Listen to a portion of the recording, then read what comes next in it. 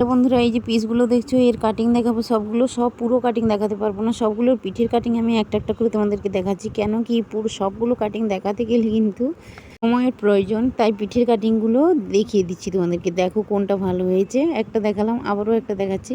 আমি 12টা পিস নিয়েছি, তার মধ্যে কটা কাটিং করা যাক দেখা যাক। তোমরা দেখতে থাকো আমি কয়টা কাটিং দেখাচ্ছি।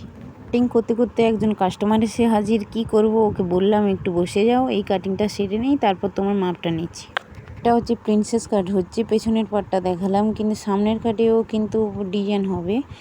তো সব ব্লাউজের পেছনের পার্টগুলো দেখাচ্ছি, তাই সামনের পাটটা দেখালাম না। দেখো এই একটা কাটিং, এটাও এত সুন্দর, মার্কেটে ভীষণই চলছে।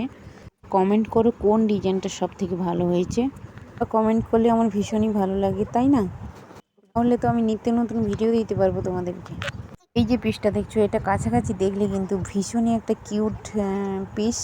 দূর থেকে মনে হচ্ছে কেমন কেমন, কিন্তু খুব সুন্দর। সব থেকে এই পিসটাই কিন্তু ভালো। এখানে মোবাইলে কিন্তু তত একটা বোঝা যাচ্ছে না, কারণে এর হাতার কাটিংটাও তোমাদেরকে দেখাবো। যেই কাস্টমারটা এসেছিল ও কিন্তু আর বসতে চাইছে না, তাই কিন্তু আর কাটিং দেখাতে পারলাম না। আর এই যে এর হাতার কাটিংটা দেখাচ্ছি, দেখো খুবই ডিজাইনটা তো। এটা হচ্ছে পিঠেও দেওয়া যেত, কিন্তু খুব কম ছিল তো, তাই হাতায় দিচ্ছি, পিঠে কিন্তু দিলাম না। আর বেশি বাড়ালাম না। টাটা।